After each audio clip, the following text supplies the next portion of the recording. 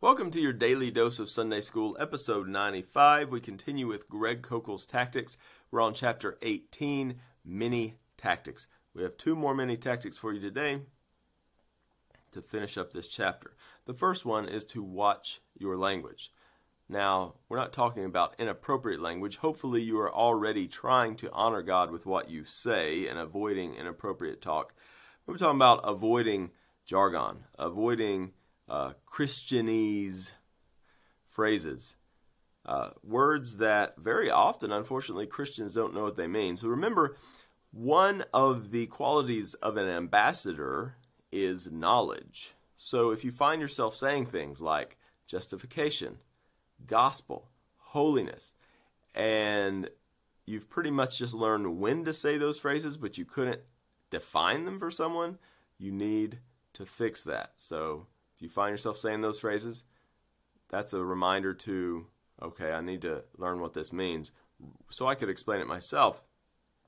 Now, once you know what they mean, then being able to use language that the unbeliever will understand is especially helpful. So, justification, instead of saying I was justified and not really explaining anything to the unbeliever with that phrase, you could say that Jesus traded his perfect life for my evil life by dying for me and being raised from the dead. The term faith can often communicate not quite what we are intending to communicate as Christians. I think a better word often is trust. I don't want you to just believe some event happened in the past. I want you to really change what you are relying on for your relationship with God. I want you to trust Jesus. Koukl suggests, instead of referring to the Gospels, talking about the books, referring to the primary source historical documents for the life of Jesus. Of course, if you're talking about the Gospel lowercase g, then you could talk about the good news of Christ and what he did. Koukl suggests, instead of saying, these are my beliefs, saying, these are my spiritual convictions. I don't know, maybe. But here's one that we both agree on. Sins. A lot of people try to replace the term sin and do a terrible job.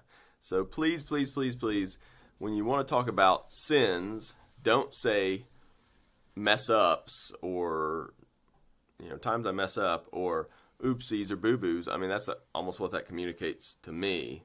Koukl suggests moral crimes. I think maybe something like rebellion against God, something like that. Not mess ups, not mistakes. I mean, you sin because you want to, because you're rebelling against God. It's not like an accident.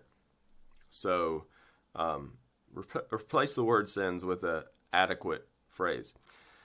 The last of the mini tactics is the power of so. And we're not talking about being like a middle schooler, so, like Napoleon Dynamite or something. Very often the unbeliever will say something that doesn't quite hit any targets, and you could try to, refute it, but it's unclear what damage that statement actually did, and so it's appropriate to pass it back to them. Could you, basically asking them to elaborate a little more. So the unbeliever says, well, man, so many Christians are just stupid. Well, yes, many Christians are stupid. Many unbelievers are stupid too. What's your point? So what? Unbeliever says, you only believe in Jesus because you were born in America, but if you were born in Iraq, you would believe in Allah. Oh, that's probably right. That's one reason I'm thankful that I was born in a place where I could hear the good news about Jesus Christ and that God put me in a family where I've heard about it throughout my life. I'm really thankful for that, but what's your point?